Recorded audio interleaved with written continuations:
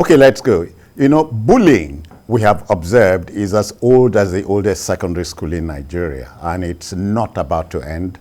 The gripping story of the reported bullying of 12-year-old Sylvester Oromoni of Dowen College at Lekki in Lagos has refused to go away. Lagos State Chief Coroner Justice Mojisola Dada has fixed 15th of January for the commencement of an inquest into the cause of the death of the hapless 12-year-old boy. Meanwhile, protesters, chiefly of the Lagos State chapter of the Ijaw Youth Council, have staged a protest in front of the college. They are enraged about the planned reopening of the college, and we need a lot less emotions and rationality. So we'll share updates on this story with you. Please sit back and watch this.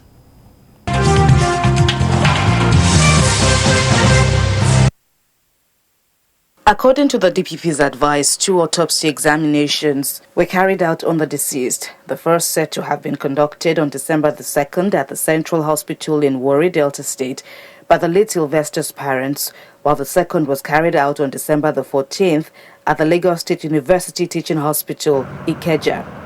The DPP wrote that apart from the one conducted in Delta by the family, the other one at Lasot was done in the presence of pathologists representing the families of the accused and the deceased. Both outcomes were reportedly in agreement, and so the state found out that there is no prima facie case of murder, involuntary manslaughter, and/or maliciously administering poison with intent to harm against the students. The minors were also cleared for allegedly belonging to an unlawful society due to insufficient facts to establish the offense. Lagos State also cleared the school and 5 of its employees of the alleged offense of negligent acts causing harm. But the father of the deceased claims this decision is a product of conspiracy and vows to continue to fight until his son gets justice.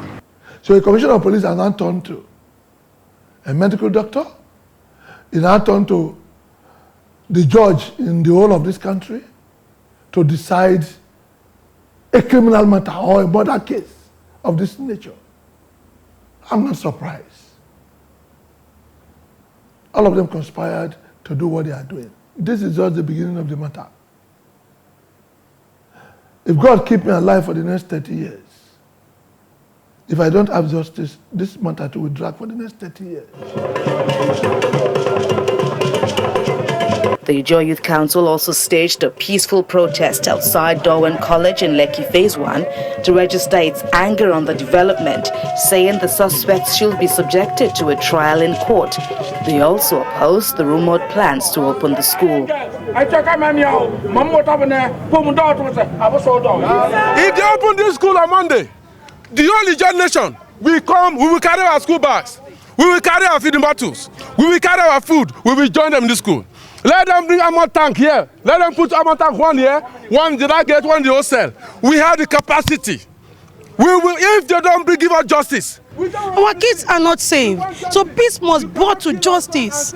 Aside that, we the women of IYC Ijaw Nation, Lagos chapter, we are crying and we are behind the men solidly. But let us be far. Yeah. The Oromoni family says it will press on in their quest to get justice for their late son by pursuing other legal options open to them.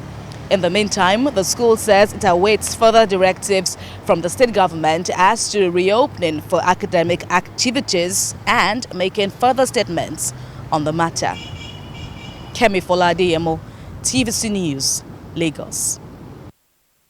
Obviously, at this time, emotions are bound to run high. And of course, let's share what the Commissioner of Police in Lagos State had to say concerning the matter. And I'm talking about Hakeem Odumosu. He called for calm over the matter. And speaking with journalists on the issue this Friday, that's earlier on today, Odumosu insisted there was no prima facie case of murder regarding the death of Oromoni. We'll hear him. Listen to this. Came out. The final one is that death was caused by septicemia following infections of the lungs and kidneys arising from the ankle wound. So they said. So no evidence of blunt force trauma in this body. The findings in the esophagus and stomach are not compatible with chemical intoxication. Finally, death in this case is natural. That's the final one of every other one is there. And the same thing too, the legal one opinion came out, all everything is written here, but said there is no prima facie case of murder, of involuntary manslaughter, and or malicious administering of poison with intent to harm on the deceased. That means that no case of murder, no case of involuntary manslaughter, no case of anybody deliberately. So, administer malicious, so poisonous liquid with the intention to harm the deceased. So, with this one now from the legal opinion, that's no case of murder and no case of manslaughter against them. And with the medical report that he died a natural death. And with we, the police that investigated, that's why the investigation have not seen anything that directly or indirectly lead them with those allegations. So we have any right under the law to keep on keeping them. And that's why they are released. So advice is that whoever that feels aggrieved should not take law into his own hand. There are so many ways to seek for redress. The law court is there, the medical association is there, and more importantly, there is coroner inquest being carried out. So we started on Saturday. Gentlemen, we must discuss this matter in full. Tony, the Commissioner of Police has given his verdict, sort of, but it raises more questions than answers. I would have expected him to wait for the inquest. Yes. I mean, why the hurry? Okay, I'm sure he's reacting to what Ijaw Nation were saying yesterday during the protest and all that. But would have waited. For me, I think they were quick to end this matter. The center of the whole thing is this bullying thing. And the names were mentioned. Of course, you may not have blood according to what the commissioner is saying. I don't want to go too detail into because of some obvious reasons. But names were mentioned by Sylvester before he died. The students that bullied him, that beat him up and all that led to those pains and eventual death. What happens to them? They are gone. And so I was expecting that Lagos would have used this opportunity to set, to put everybody in line, and so that because it's happening everywhere in Nigeria. Remove doubts. First and foremost, remove doubt. Yeah. But most importantly, send a strong message across all schools in Nigeria. I know you cannot stop it totally. Yeah. But they would have used this as a test case. We need to stop this because it's happening every day. I watched the mother on online video and all that crying, and she was cursing people who were supporting, with and all that, writing of the story and the case like that. And I sympathize with her and the entire family because I know what I know what I meant. Obviously, we share the grief. I know what I meant. We share the pain. It's painful. For me, the state was in a hurry. I was in boarding school. Bullying never started yesterday, and it won't end day after tomorrow. But then it's taking an alarming dimension, and that's what Tony has just said. Get to the bottom of the matter. 5 names of 5 big boys were mentioned, and you don't weigh them off like that. You see, it's quite unfortunate that the matter is taking this dimension, okay? As already asserted by some of the suspects in the case. They said nothing will come out of this case. Write it down. Some of them said it. We saw it. We saw the WhatsApp chats by some of them. They said nothing. Jagba. That means he's dead and he's dead and nothing will happen. So the guy is dead, to what avail? That is the irony. And that is the more reason this Lagos state government must speak to the conscience of Nigeria. Yes. To the conscience of Nigerians that, look, this thing happened. This thing will never happen again.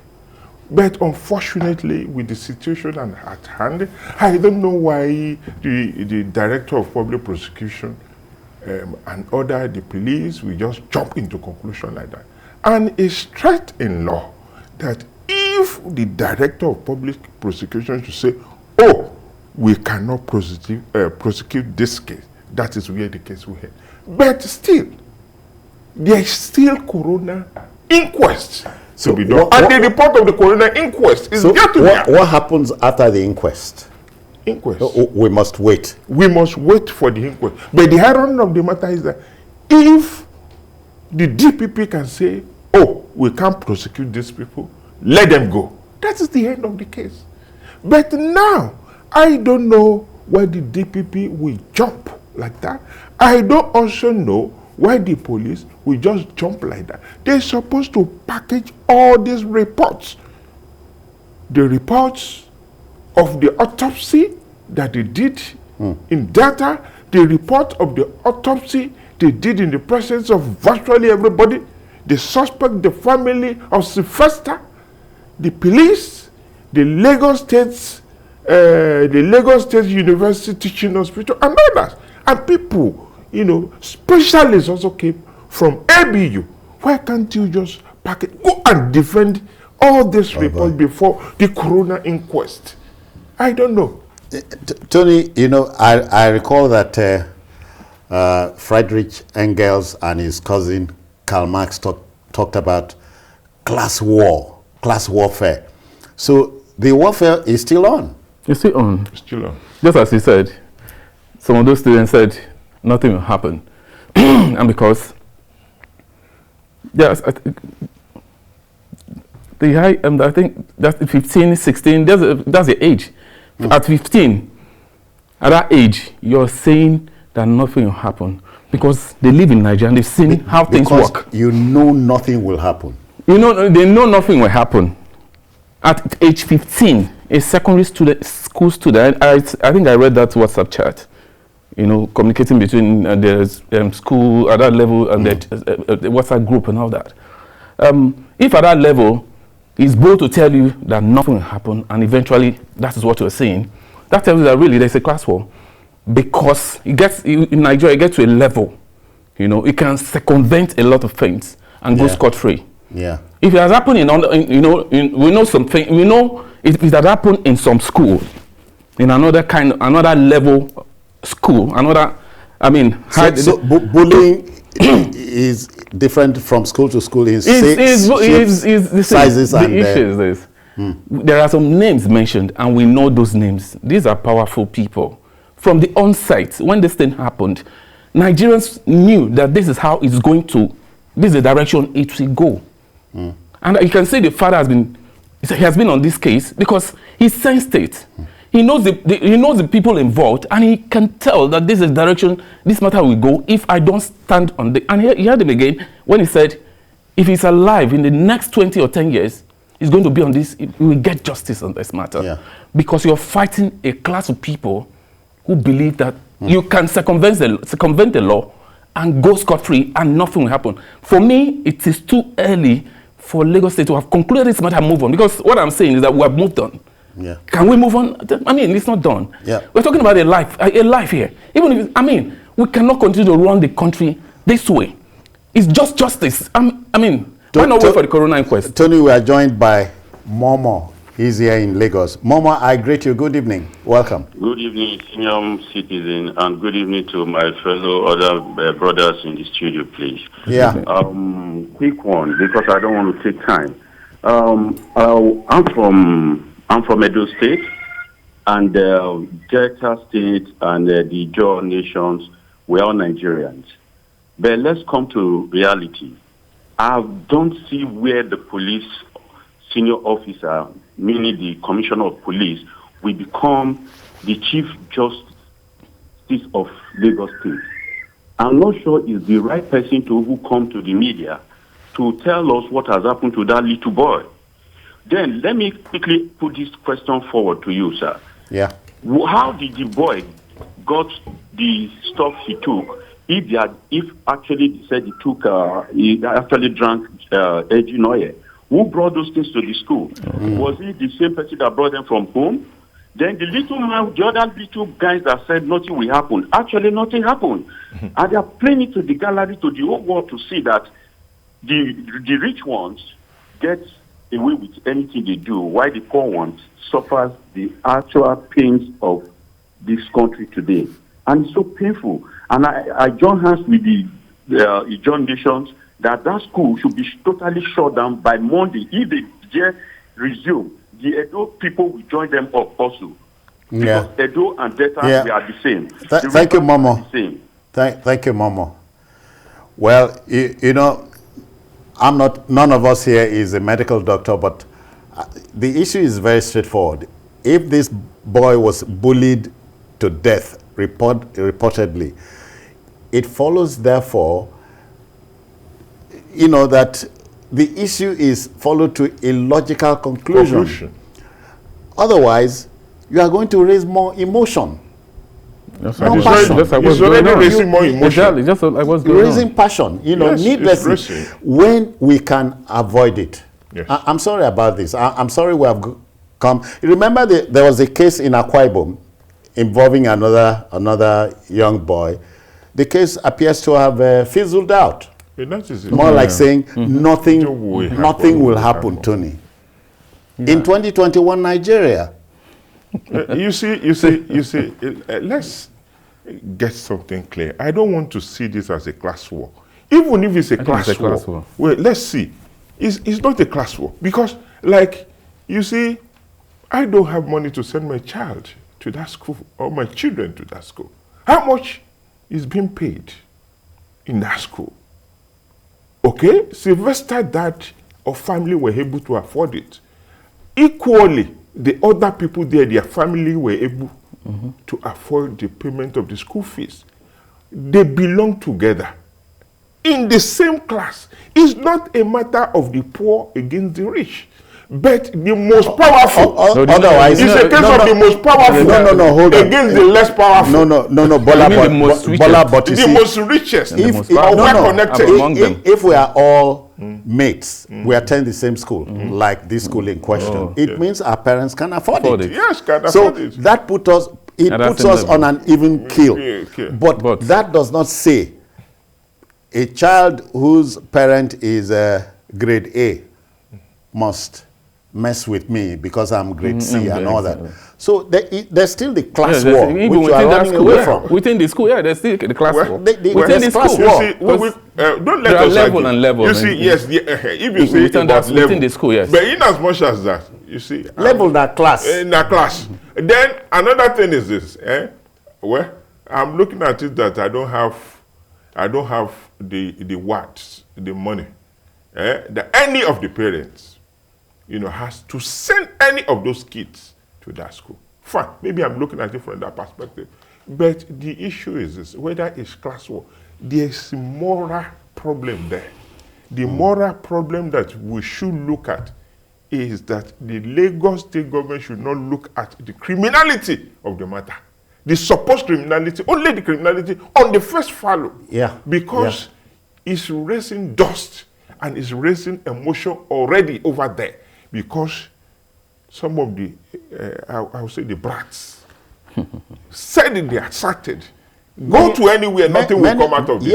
And we are seeing the semblance of that. Now, we are seeing the semblance of that. It's happening already. That is the only thing that we all right, Bola, let's take Elder Dare from Kaduna. Elder, I greet you. Welcome. Good evening, citizen. Happy New Year to you guests. Happy survival. Thank you so much, sir. You see, when you watch the composure of the Lagos State Police Commissioner, it's like there is no remorse. A life is involved here. I would have expected the Lagos State Commissioner to be there with at least a medical team and maybe somebody from the court. But, you know, just look at the way he reel out the reports. We're talking about life here. And a parent's precious child has just died. And the Lagos State Police Commissioner is just talking as if nothing is at stake. My plea is, let all well-meaning Nigerians rise up to this occasion, because it's a test of our resolve. An injustice to one is an injustice to all. So Nigerians, let's rise up to this occasion and stop this act of injustice. Can you imagine the kind of trauma that these parents are going through? Thank you, Elder. Bola, you see, if men were as stubborn in proportion to how they are right, things like this would be, we can't go through it. We should not go through things like this, because there will be many more Sylvester Oromonis waiting in the wings. Let's deal with the problem here. Bullying. Nobody, I hear even in Oyibo country they have bullies and so on.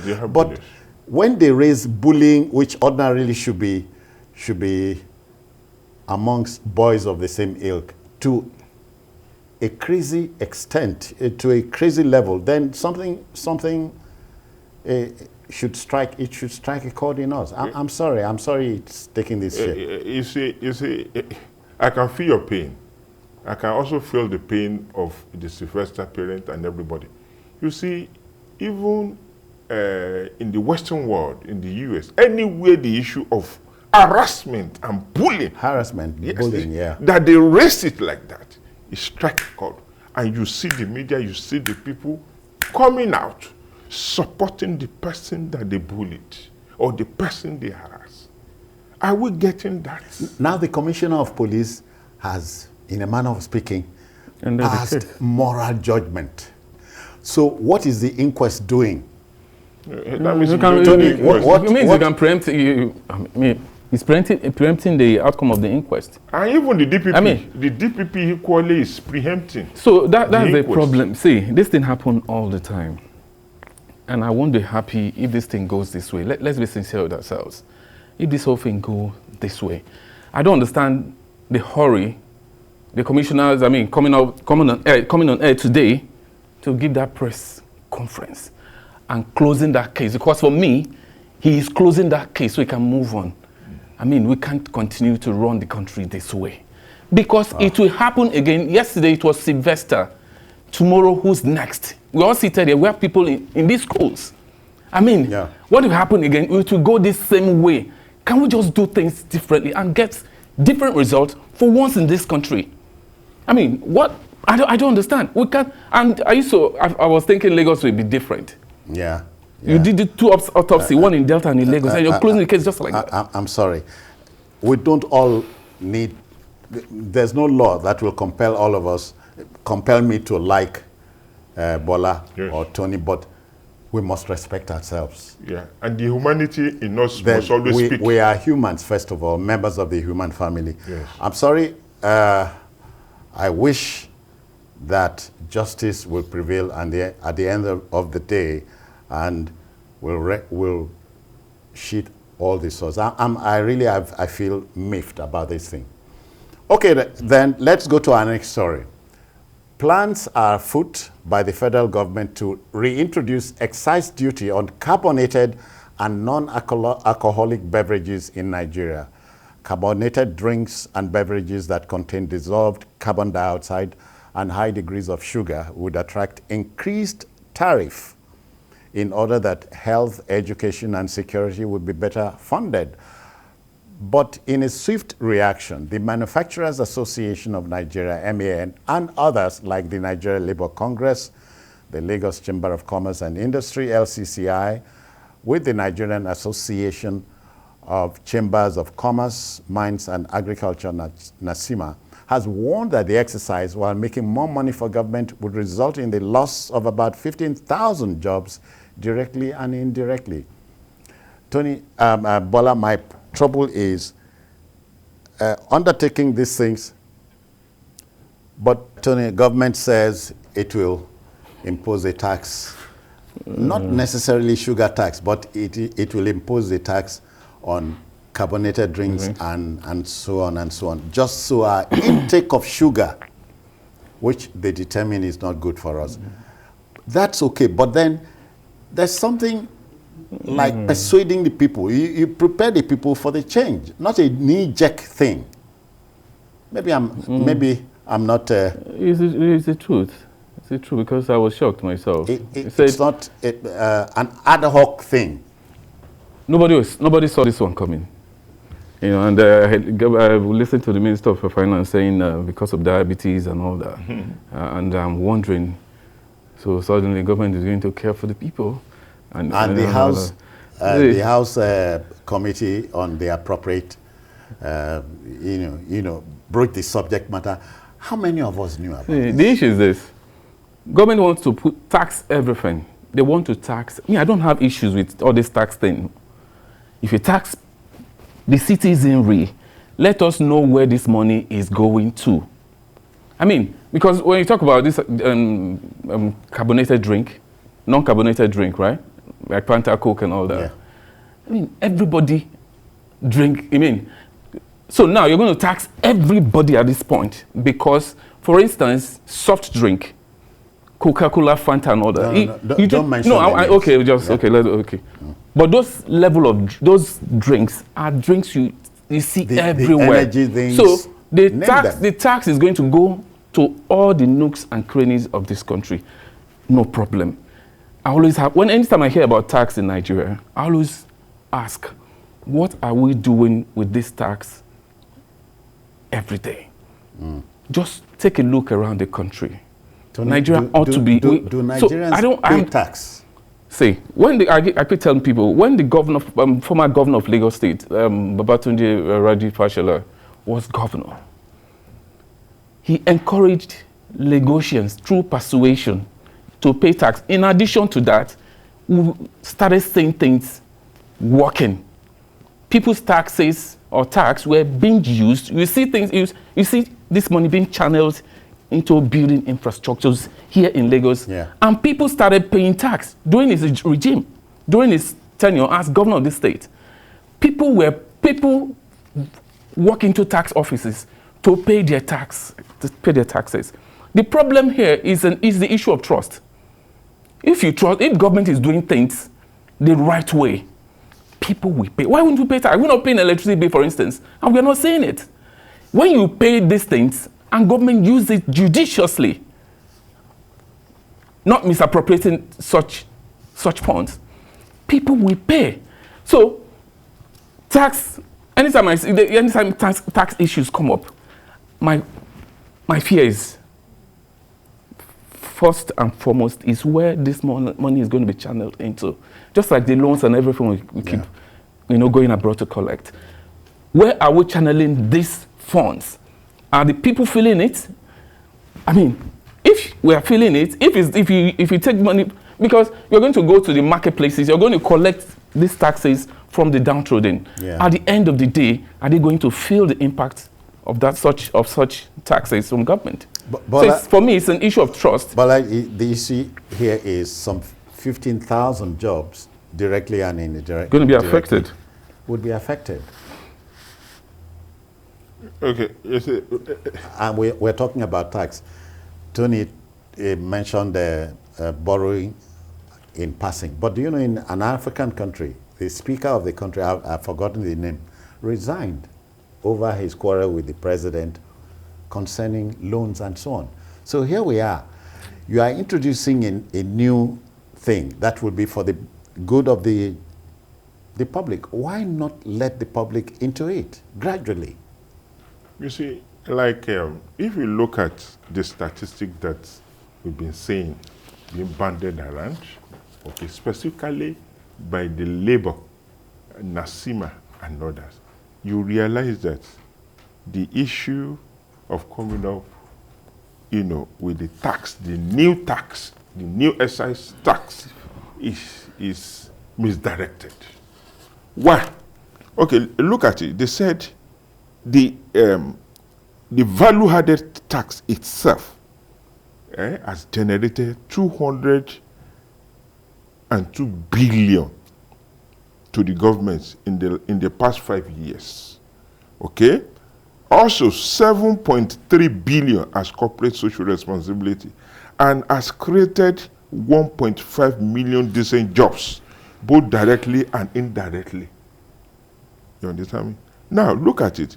The beverage subsector alone will lose 40% of its current sales revenue. This translates to a loss of 1.9 trillion, while the government will only make total projected receipt of 81 billion from the proposed reintroduction of the excise duty. See, now let's look at it. The government has not been able to convince Nigeria that, look, this is why we want to, have this money. And then you see, look, this country, we are overtaxed. You see really, the tax you here, you see the other tax here. No, I just asked Tony, do Nigerians pay tax? We pay tax. Nigerians pay taxes, not even tax. Why I'm even saying that is this. You see, pay as you go. You see value-added tax, luxury tax, the other tax, and you see, it's not the 10 naira that is the issue here, the ripple effect of the 10 naira. Okay, fine. From, the factory, we had the 10 naira. Already, mostly, a bottle of carbonated drink is about 150 naira per one bottle. Okay? And I can tell you, it's not going to be 160 naira again. It will be more than that. Then the woman, the worst seller we had is on her own. Then what about the woman, Hawking. The hawkers? We had their own. Then what are we saying? Then the ripple effect of that 10 naira will be more than 50 naira. Then the issue is this. Then Nigerians are asking, after all these taxes, I'm sorry to say the federal government will still go to the National Assembly to present one loan request or the other for approval. Then what is the issue? What is happening? All these taxes, where are the taxes going? That is the question. Tony, you have the impression, maybe not true, maybe true, that economic opportunists are at work. Yes, of course. If government provides the ground for them, everybody will jump at it. Yeah, if government provide, of course, everybody wants to make gain at every given opportunity. So if government provides such an opportunity, like I said earlier, I don't have issues with government introducing tax, but don't introduce those tax that will make the vulnerable, the people, I mean, the lower cadre people suffer it. There are taxes. You asked before you Nigerian pay. We pay tax. People receive their salary. Taxes have been deducted. At source. VAT is there. So there's no way you don't pay tax in Nigeria. So that one is there already. When you pay this tax, again, I say, if you pay this tax, let us see what these taxes are used for. I don't have a problem. When you say you want to, raise money for road construction or for maintenance of road, you want to tax citizens, drivers plying such road. Yeah. Please, when you take these taxes from them, let them see it. So you're encouraging them to do so. But if they don't see it, you don't turn around to say Nigerians don't pay tax. Yeah. That is the issue of trust I'm talking about. When you pay tax, let us see what you're using it for. It's as simple as that. Yeah. And don't overtax people because you want to, because we need to know where this money is going to. We must always talk about ad hoc arrangements and so on. This thing is for, according to what is coming to me, it's for the common good. Okay. Common good, but let people know about this. Don't just take, it must not be a knee-jerk thing or an ad hoc arrangement. You wake up. It's always been an ad hoc thing. It's a knee-jerk. Please, this fire brigade approach is what baffles me. See, Citizen Jones, from time immemorial, we've been hearing of cocaine is not good for you. That is what they call addiction. And addiction is like an opium. But just a minute. We are joined by Opera. Opera is on Victoria Island. Opera, I welcome you. Good evening. Good evening. Yeah. And good evening to the two leaders here. They greet you. Thank you. Good evening. Reduce the government protecting life and making life easier to people. But this regime don't know what these people. I don't know the people that advise this government. Are we talking about the regime or the tax regime we are talking about? Regime.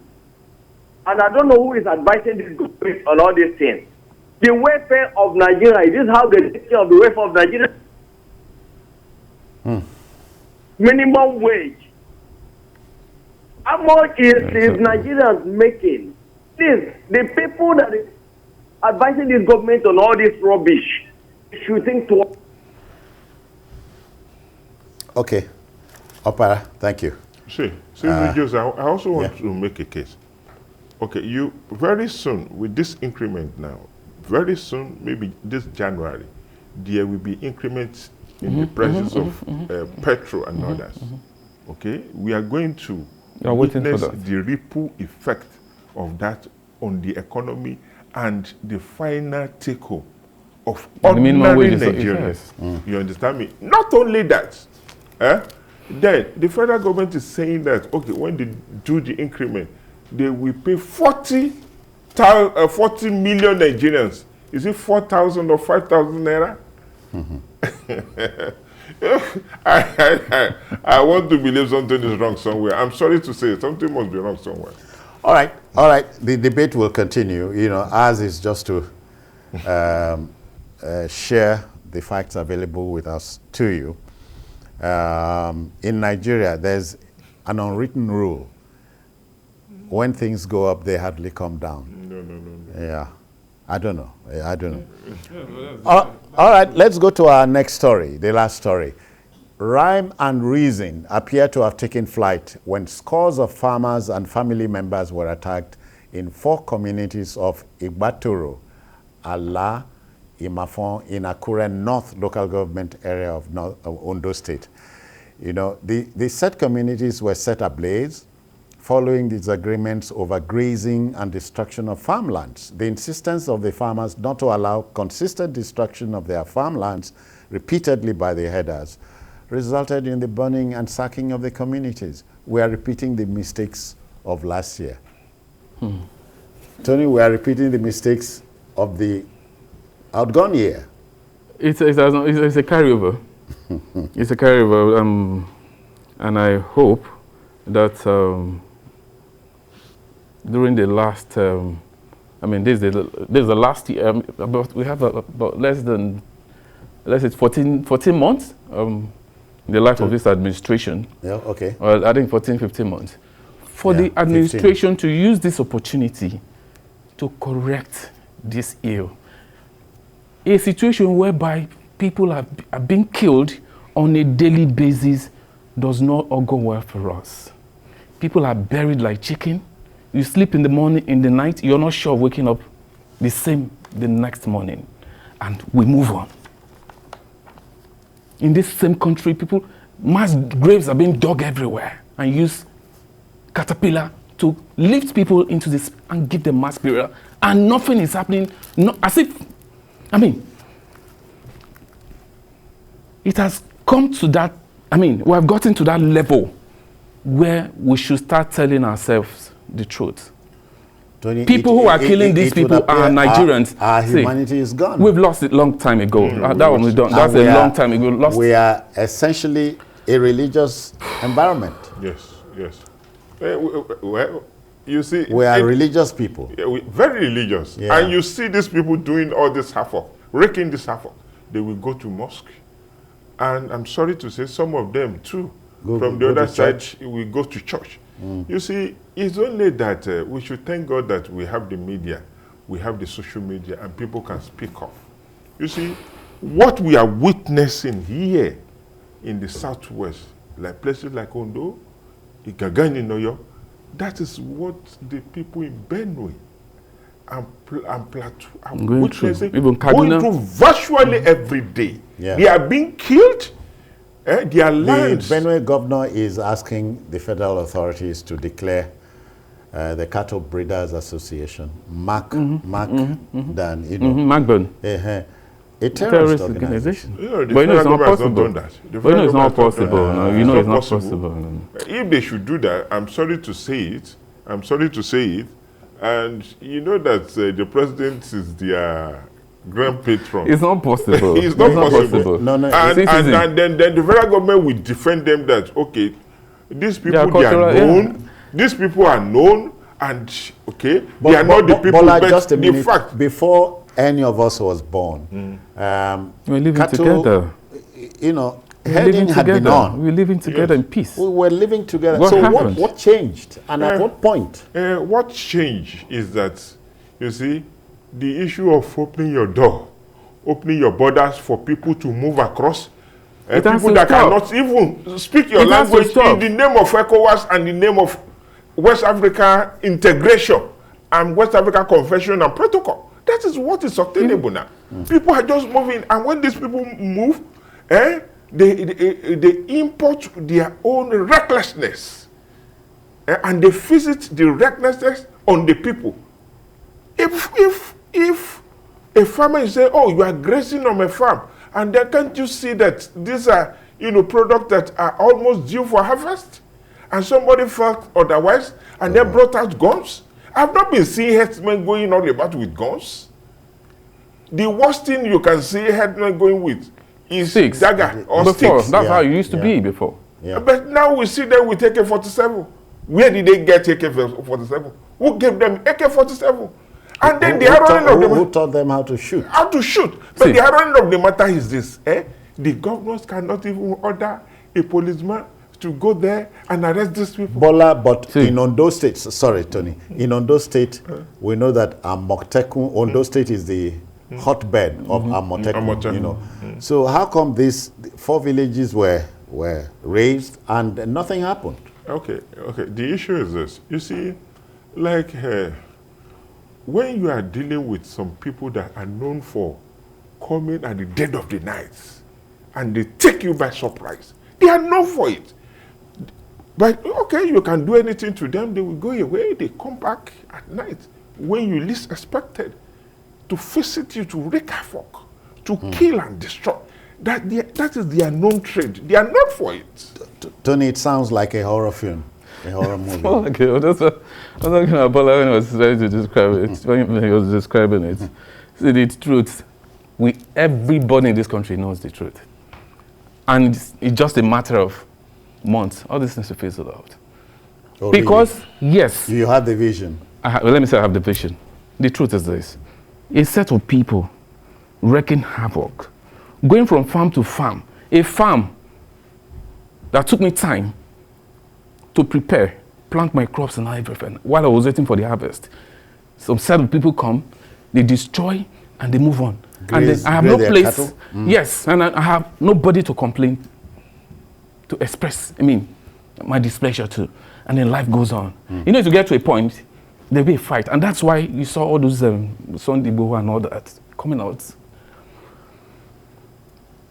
The president body language has not helped this situation. I listened to his interview 2 days ago. He was even still talking about grazing routes.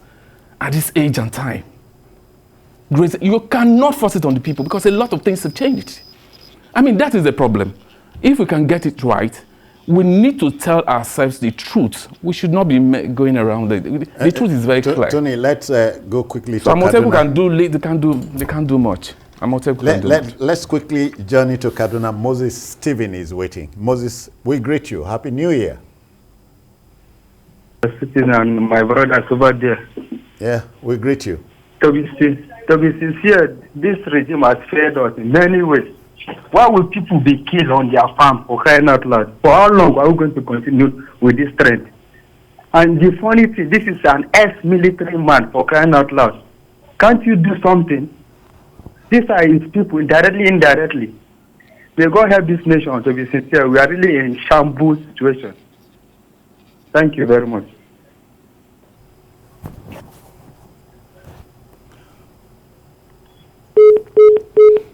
Okay, thank you, Moses. Thank you, Moses. It's just a matter of time. Sometimes Bola, being Mr. President is not an easy job. He has advisors, things come. you know, as we say, the National Security Advisor, his table is the clearinghouse for everything security. And they keep talking to the #1 citizen. You think he is not bothered about these things? I think he is. The president is bothered. I think he is. Yeah, he is bothered. He has a lot of things to contend with. You see, but the irony of the matter is that if you are dishing out orders and directives, and you see your orders and directives are not being carried out, what do you do? When he said, for instance, I'm doing my best, how did you interpret it? Well, the best, I'm not saying the best as being the best, and the best is not showing the results. That is what I can say. His best may not be my own best. It may not be Nigerian best. Yeah, so otherwise he can do more than he's doing. He has the capacity to do.